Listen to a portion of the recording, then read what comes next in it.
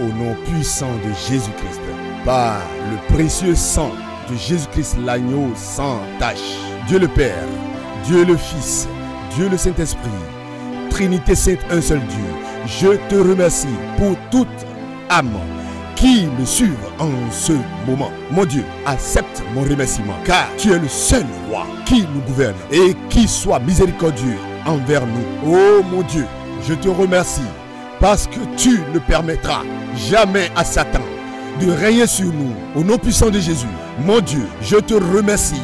Je décrète maintenant que dans chaque famille qui me suit en ce moment, tout esprit mauvais qui serait en train d'affliger cette famille soit consumé par le feu céleste, le feu dévorant. Il est écrit, je suis le tout miséricordieux, je suis aussi le feu dévorant.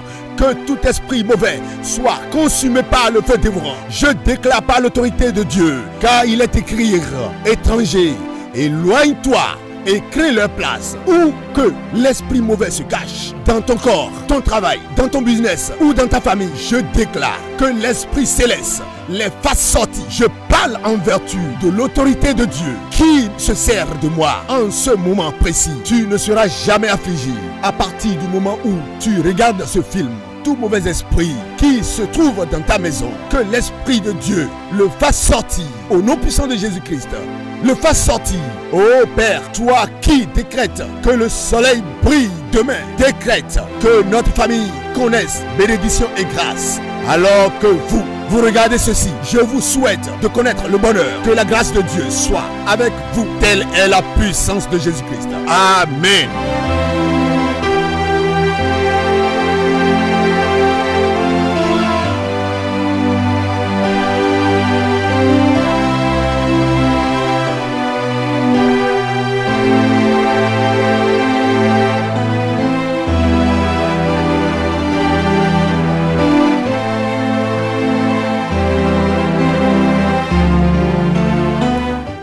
Je remercie le Dieu qui me donne la grâce de dire tout ce qui m'est arrivé il y a quelque temps, alors que je me trouvais devant le tribunal divin et que je risquais ma vie.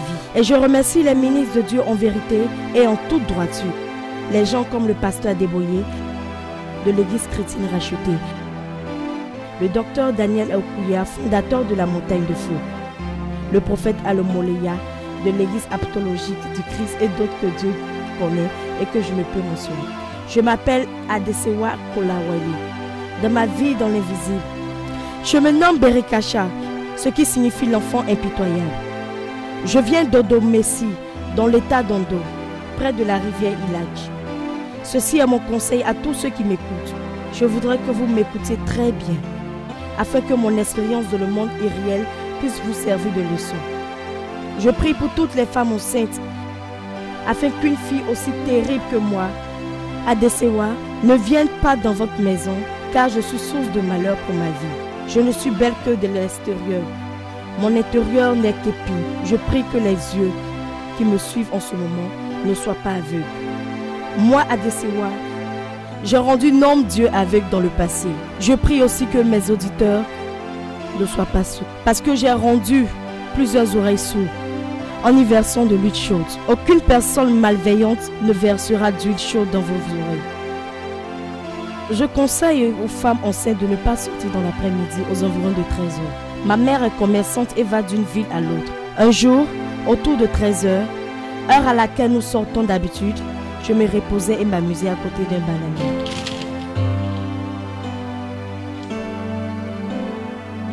J'ai vu une femme enceinte passer et j'ai sorti le bébé de son utérus. Pour y entrer, c'est ainsi que la femme m'a donné la vie. Un jour, alors que j'avais 5 ans, ma mère m'amena au marché. C'était un samedi, jour de marché à Oré, dans l'état d'Ondo. Après avoir passé à peu près 2 heures dans le marché, j'ai soudain aperçu une femme qui marchait avec un jeune garçon d'à peu près 2 ans. La femme était jolie et enceinte. De plus, la peau de l'enfant était éclatante. Preuve que la femme était riche. L'enfant se nommait Bolaran et était le premier-né de la dame. Là, je me trouvais dans une famille pauvre, où le petit déjeuner n'allait pas de pair avec le déjeuner et le déjeuner avec le dîner. Ceci me conduisit à faire appeler une réunion d'urgence afin d'exprimer mon amertume à notre cheftaine. Poja, c'est-à-dire la patronne des enfants, méchants, et recevoir autorité d'eux. Comme certains le savent, lorsqu'un enfant possède vient dans ce monde, il est forcément convenu de l'heure de sa mort. Mais l'heure de ma mort n'a pas tenu, alors j'ai demandé une réunion extraordinaire et ils m'ont permis de faire comme bon me semblait. Un jour, le matin, j'ai fait asseoir mon père et ma mère. Je leur ai dit que je voulais entreprendre un voyage et ils furent surpris. Ils se regardaient l'un l'autre et dit « Délinquant juvénile ». Une semaine plus tard, je fus prise d'une courte maladie. Comme certains le savent, lorsqu'un enfant possédé veut mourir, il ampute la cause à quelque chose. Le matin du 3e jour, je demandais à ma mère de me donner de l'argent pour prendre mon médicament. Tout de suite, après je commençais à tousser. C'est cette toux qui me conduisit à l'hôpital. Lorsque le médecin m'examina, il annonça à ma mère que j'étais morte. Elle s'est se mit à pleurer. Pour quelle raison mes parents et ma famille pleuraient-ils? Parce que j'étais leur enfant unique et que j'avais bloqué son utérus contre toute éventuelle grossesse. Je dis à mes parents que je ne voulais pas de petits frères ou de petites sœurs. Et c'est pour ça que j'avais fermé son utérus. Totalement sauf intervention divine. J'ai aussi fait usage de mon pouvoir maléfique contre mon père en l'empêchant de prospérer dans ses travaux champêtres contre les autres. Lorsque le moment vint de m'enterrer, il fut surpris en enterrant la pièce où je trouvais mon corps. Moi, qui étais une fille de 5 ans, était devenue une fille de 15 ans. Et je couris en criant des choses bizarres. Il allait rapidement faire appel à un guérisseur traditionnel du village. Cet homme dit à mes parents d'acheter des articles pour des sacrifices, de m'empêcher de venir dans leur famille et après les sacrifices. Ils m'emmenèrent pour m'enterrer. Après que je fus enterré, mon groupe se mit à leur jeter des pierres et du sable et ils coururent pour sauver leur vie. Après mon enterrement, à exactement 13 heures, mon esprit sortit du tombeau pour recommencer une nouvelle vie dans la maison de maman Abolayan à Adigo. Mes frères et sœurs, soyez dans la prière, nuit et jour. Que Dieu nous sauve tous des esprits mauvais. Pour maman Abolayan, qui s'appelait croyante, prier était difficile. La Bible nous enseigne que la prière est la pêche à travers laquelle l'homme entre en contact avec Dieu. Sa vie sans prière me permit de chasser l'enfant de son utérus pour prendre sa place. Voici comment cela arriva. Mes frères et sœurs, désistez-vous, surtout de marcher dans la nuit. Cette sortie nocturne me permit de chasser le fœtus de son utérus pour y entrer. J'ai de la pitié pour les femmes enceintes qui vont voir les prophètes et pasteurs qui ont perdu l'esprit divin et ne connaissent pas la différence entre le jour et la nuit.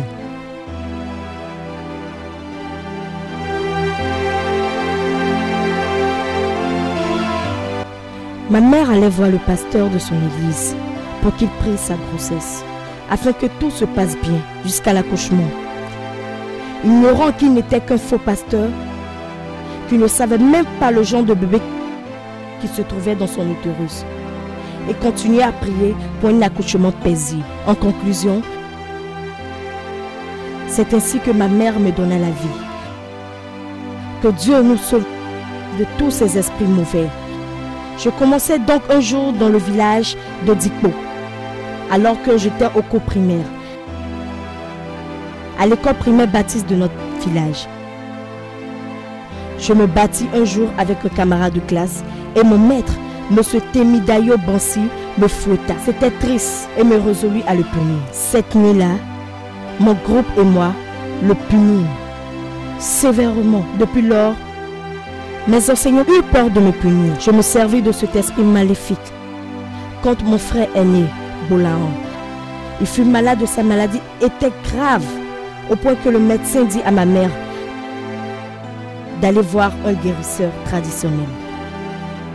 Elle emmena Bolahan voir un guérisseur traditionnel. Et l'homme dit à ma mère que j'étais responsable de sa maladie. Il lui dit que je faisais partie d'un groupe démoniaque et que j'allais aussi mourir bientôt. 2 jours après, cet homme fit des sacrifices pour mon frère. Mais au lieu de se remettre, il mourut. Il dit plus tard à ma mère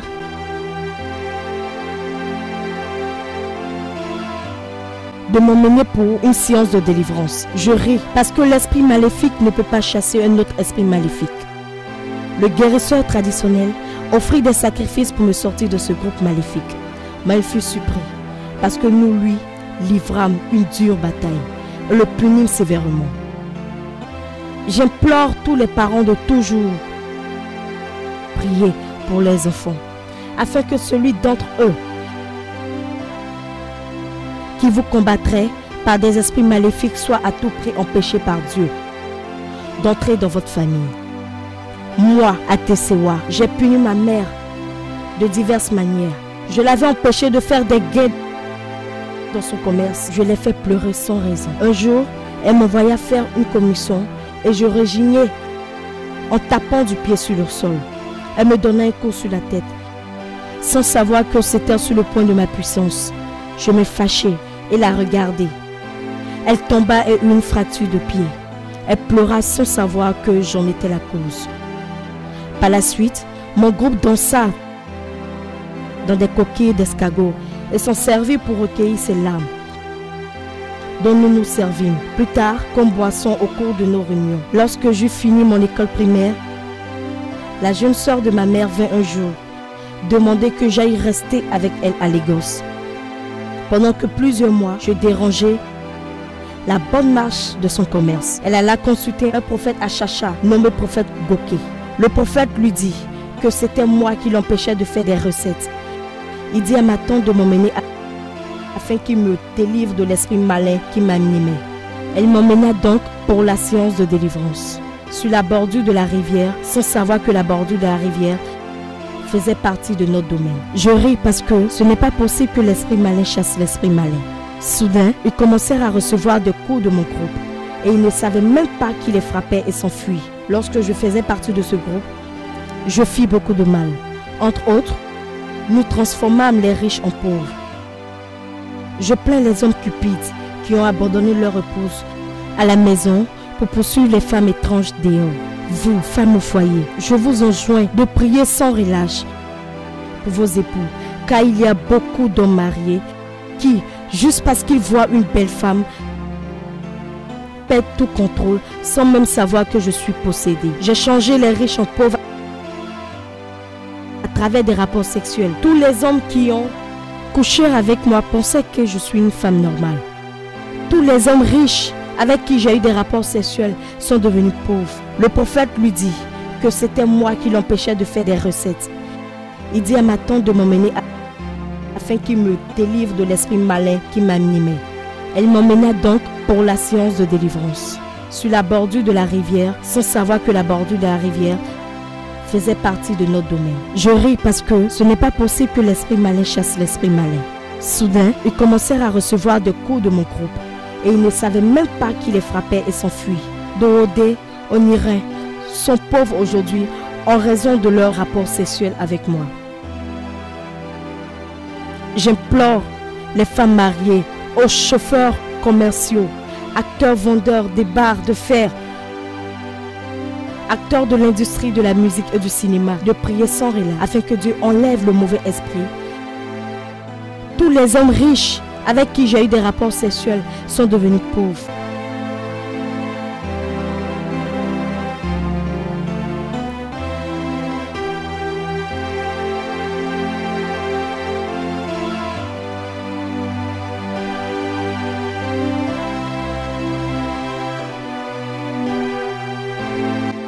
Tous les hommes qui ont couché avec moi pensaient que je suis une femme normale, sans savoir que ma nudité féminine n'est pas humaine. J'avais plusieurs nudités, dont celle de la boule, du chien, du serpent, du chat et du cochon. Ainsi, tous les hommes riches avec qui j'ai eu des rapports sexuels sont devenus pauvres. Par exemple, l'homme des riches d'Oodé, Onirin, sont pauvres aujourd'hui en raison de leur rapport sexuel avec moi. J'implore les femmes mariées, aux chauffeurs commerciaux, acteurs vendeurs des barres de fer, acteurs de l'industrie de la musique et du cinéma, de prier sans relâche, afin que Dieu enlève le mauvais esprit de l'immoralité de leur vie. Juste parce qu'ils ont vu une femme belle, une fois, leur corps est touché et ils ignorent que cela serait leur fait. Par exemple, il y a un marché à la rue Koyode au Nipani, où on vend des barres de fer. Il y avait autrefois des gens riches là, mais aujourd'hui, ils sont tous pauvres à cause de leur rapport sexuel avec moi. Aussi, à Orike, où ils se vendent des barres de fer, des riches sont devenus pauvres parce qu'ils ont couché avec moi. Je prie pour tous les hommes, à la fois jeunes et vieux, pour que Dieu ne vous permette pas à vous, riches, de devenir pauvres. Il y avait aussi une manière dont nous punissons ceux qui nous offensaient. J'implore les hommes de cesser de faire des promesses aux femmes. Nous punissons les hommes qui n'honorent pas leurs promesses. Quand vous voyez un soulard, dites-vous bien que ce n'est peut-être pas de sa volonté. Nous mettons cet esprit en eux. Un homme a offensé l'une de nos congénères. Et le rapport nous a été fait. Qu'avait-il fait? Il lui avait promis de l'épouser. Et après avoir vécu 2 ans avec lui, il lui dit un jour qu'il ne voulait plus d'elle. Sans lui fournir une quelconque raison. Il dit qu'elle était trop courte et pas assez éduquée pour lui et qu'il ne pouvait donc pas l'épouser. Nous pensâmes à leur meilleure punition pour lui et décidâmes de mettre une calebasse dans son ventre. La calebasse servait à recueillir tout ce qu'il buvait comme boisson alcoolisée jusqu'à ce qu'elle se remplisse. Et tant qu'elle n'était pas pleine, il n'arrêtait pas de boire. Or, la calebasse ne pouvait jamais se remplir, sauf intervention divine. Nous envoyons donc l'esprit malin dans sa vie pour faire de lui un soulard et le faire tomber dans les caniveaux.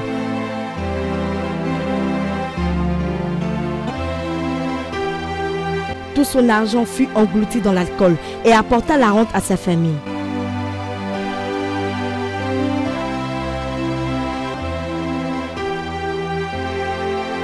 S'il vous plaît, lorsque vous rencontrez un soulard, priez sans cesse pour lui afin qu'il soit délivré de cet esprit mauvais.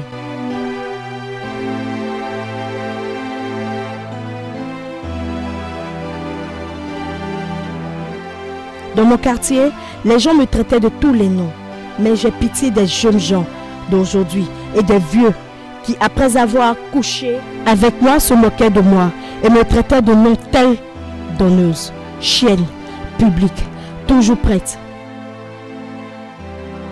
Si Dieu leur avait ouvert les yeux, ils n'auraient pu voir qu'ils n'étaient plus des hommes complets après avoir couché avec moi.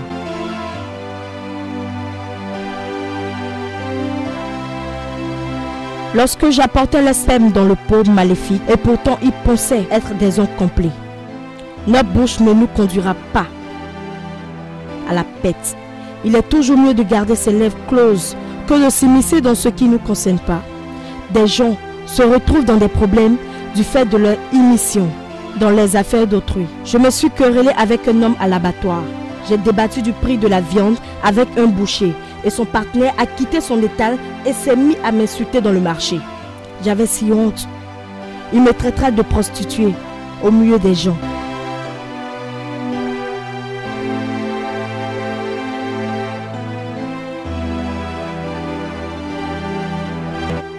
Deux minutes après que j'ai quitté les lieux, je l'ai maudit et invoqué l'esprit du vol dans sa vie. Nous nous servions d'habits indécents pour ruiner la vie des hommes cupides. Nous avons fait venir nombre de femmes de l'invisible pour venir ruiner la vie des hommes sans scrupules à travers les habillements indécents. Les hommes, retenez-vous de regarder les femmes indécemment habillées. Les hommes, lorsque vous rencontrez une femme ainsi habillée, ne la regardez pas, parce qu'à travers cela, nous pouvons envoyer l'esprit malin dans nos vies. De tels hommes rêvent de coucher avec des femmes. Ceci arrive parce qu'ils ont regardé les femmes légèrement habillées. Parfois, vous rencontrez des femmes qui exposent les derrières sur les motos et des hommes sans scrupules les suivent. Ils disent qu'il faut à tout prix qu'ils voient sa nudité, sans savoir qu'ils n'y trouveront que la maladie et la mort. Au début, il y avait la parole et la parole était avec Dieu et la parole était Dieu. Ceci signifie que la parole est puissante. Je vous en supplie, ne dites jamais de mauvaises choses à votre semblable. Époux, épouse, épouse, époux, parents à enfants, certains maudissent leurs enfants. Certains disent des choses de genre, vilain enfant, tu ne t'es pas réveillé. Enfant horrible, c'est ainsi que ton père passe son temps à dormir et lorsque l'enfant grandit et cherche à réussir, il se trouve confronté à des difficultés et ne sait même pas que c'est la mauvaise parole de sa mère dans son jeune âge qui en est la cause. Parce que tout ce que les gens disent de mauvais, nous les validons dans notre royaume maléfique. Les méchants ne nous tiendront pas par nos propres paroles.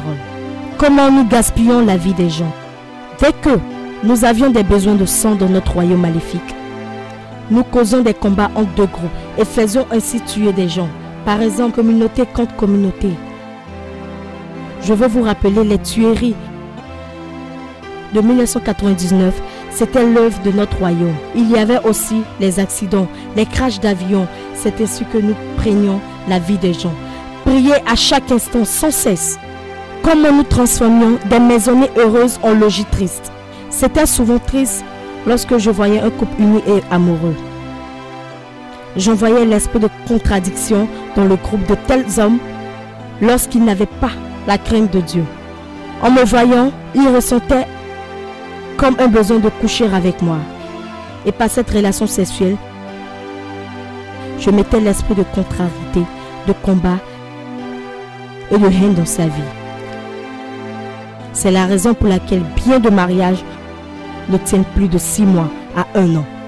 Mon conseil aux mères allaitantes, je vous en supplie, juste après avoir accouché et avant même d'en informer quiconque, assurez-vous de mettre d'abord de l'eau dans la bouche du bébé. N'annoncez la naissance à personne sans ceci, parce que nous nous servions des esprits malins pour ruiner la vie de cet enfant. Immédiatement après l'accouchement, si une personne possède comme moi, se trouve dans les environs et entend la nouvelle et que cette personne crachère sur le sol avant que l'on ne donne de l'eau à boire au bébé, cet enfant deviendra important à l'âge d'adulte. De même, l'eau et l'éponge qui ont servi à laver un bébé sont importantes. Les parents doivent savoir où l'eau et l'éponge sont jetées parce que nous utilisons nos pouvoirs maléfiques pour combattre cet enfant. Comment nous nourrissons les gens dans leurs rêves? La Bible nous dit qu'il faut prier sans cesse. Mon frère, ma soeur, je vous en supplie de toujours prier avant de dormir la nuit avec toutes vos maisons. Que Dieu nous sauve des traiteurs de nuit parce que les gens mangent différents aliments dans leur sommeil tels que la viande, le poisson, les haricots, les légumes, les œufs, les gâteaux, etc. Nous nous servions de toutes ces choses pour changer la destinée des gens et empêcher leur progrès. Nous nous servions aussi pour mettre la maladie dans la vie des gens. Lorsque j'étais à l'école primaire, je me suis battue avec un camarade qui s'est blessé et le maître m'a sévèrement battu. Cela m'a fait mal et mon groupe et moi, nous nous sommes réunis pour le nourrir avec des légumes dans son rêve. Après avoir mangé les légumes, se sont transformés en lézards, c'est-à-dire qu'au moment où le lézard maigrissait, le maître maigrissait dans sa vie aussi. 3 jours après, le lézard disparut et le maître décéda. Comment nous détruisons l'église de Dieu? D'abord, je me joignais à la chorale de l'église et travaillais avec beaucoup de zèle au service de l'église et les gens croyaient que j'étais une vraie fille de Dieu. Je mettais ensuite l'esprit de doute dans le cœur des croyants et leur donnais envie de dormir au point que pendant que le pasteur prêchait, l'esprit les distrayait et que d'autres encore dormaient. La Bible dit que l'âme qui doute ne peut rien recevoir de Dieu. La plupart du temps, lorsque les gens venaient donner leur témoignage, nous nous servions de nos pouvoirs pour transformer leur bon témoignage en amertume. Pour cette raison, j'implore les gens de bien prier avant d'aller donner des témoignages ou après l'avoir fait. Que Dieu nous sauve des briseurs de chance. Amen. Comment nous prodiguons de faux renseignements aux gens? Satan assigne diverses missions à ses disciples. Par exemple, les faux enseignants, de gens qui s'appelaient servants de Dieu et dont les gens ne savant pas qu'en fait, il était des serviteurs de Satan et prêchait à qui voulait les entendre que Dieu ne punit pas tous les pécheurs, que Dieu n'est pas méchant, parce que Dieu est une magnanimité très grande. Il disait aussi que Dieu ne regarde pas trop l'habillement, mais notre cœur. Par exemple, le fait que les hommes mettent des boucles d'oreilles ou d'autres choses comme les tresses et d'autres interdits comme le fait que les femmes ne doivent pas porter des pantalons ou se faire mettre des mèches. Tout ceci constitue des abominations pour notre Seigneur. Comment je détruisais le ministre des oins de Dieu. Voici comment j'ai détruit le ministre d'un homme de Dieu. Cet homme servait Dieu de tout son cœur et en toute loyauté. Il accomplissait des miracles et des signes et les gens étaient délivrés du pouvoir de Satan. J'étais souvent triste lorsque ce pasteur accomplissait des miracles parce que les gens étaient délivrés et reconnaissaient la gloire de Dieu alors que nous autres, suppôts de Satan, avions honte. C'est alors que je me résolus à ruiner le ministère de cet homme. Je me joignis au groupe de guerriers de la prière et travaillai avec zèle pour l'Église. À Jean 10, verset 10, il est dit que le voleur ne vient que pour voler, tuer et détruire. Je fis tous les efforts possibles pour détruire le ministère de cet homme, mais j'échouai. Je fis appel à Dieu et lui demandai de me laisser tenter l'homme, comme il laissait Satan tenter Job. Dans l'écriture, pour voir si cet homme lui était vraiment dévoué, en réalité et vertueux, et Dieu me laissa le tenter. C'est ainsi que je commençai un jeûne de 3 jours. Le premier jour, j'allais voir le pasteur Uldi. Je devais prier pour quelque chose de très important et lui demander de m'aider en prière tous les jours pendant les 3 jours afin que ma prière soit acceptée de Dieu. Le pasteur pria pour moi sans même demander ce pourquoi je priais.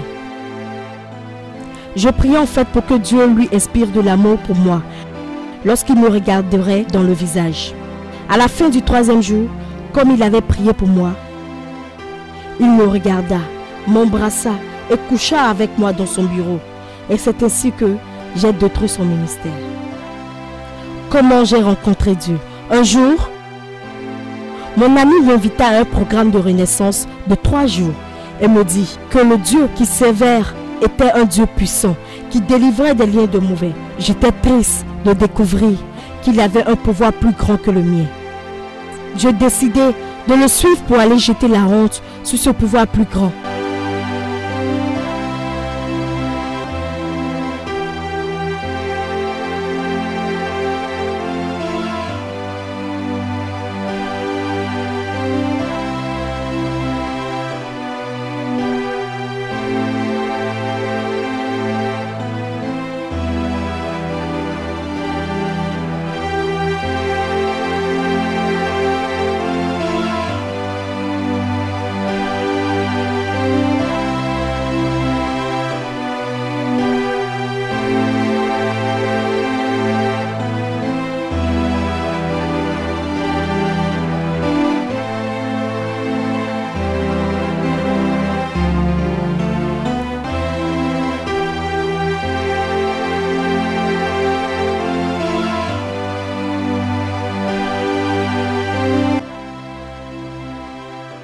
Parce que je pensais en mon fort intérieur qu'il n'y avait pas de pouvoir plus grand que celui dont nous disposions dans notre royaume des ténèbres.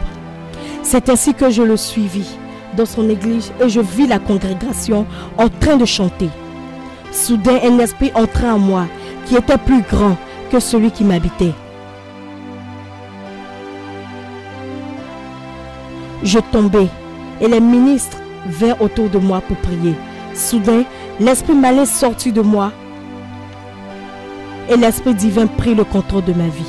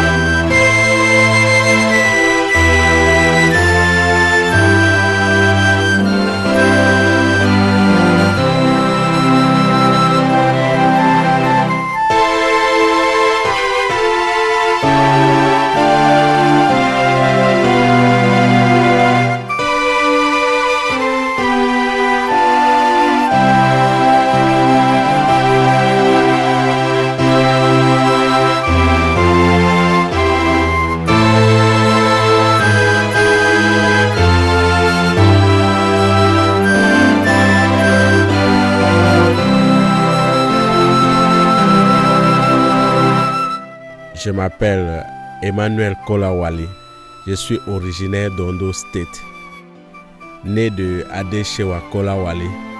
Je remercie Dieu pour tout ce qui s'est passé dans la vie de ma fille, depuis sa naissance jusqu'à ce jour. Je m'appelle Esther Kolawale. Je suis la mère de Adeshewa. Malgré toutes les difficultés, je remercie Dieu, le Tout-Puissant. Merci Seigneur. Merci. Pour tout ce qui m'est arrivé depuis quelque temps, pour toute la vie que j'ai menée tout ce temps, aujourd'hui, me voici auprès de mes parents, ceux qui m'ont mis au monde. Je remercie Dieu, je remercie mes parents, je remercie Dieu, tous ceux qui m'ont soutenu pendant tout ce temps, ainsi que ces prophètes, pasteurs Adekoye, docteur Dani Alokoya, prophète Amolewa et autres. Je remercie encore Dieu qui a restauré ma vie telle qu'elle était. Je remercie le Tout-Puissant qui a veillé sur ma vie et m'a gardé dans ses creux de témoins. Je remercie Dieu. Je ne cesserai jamais de prier. Merci Seigneur.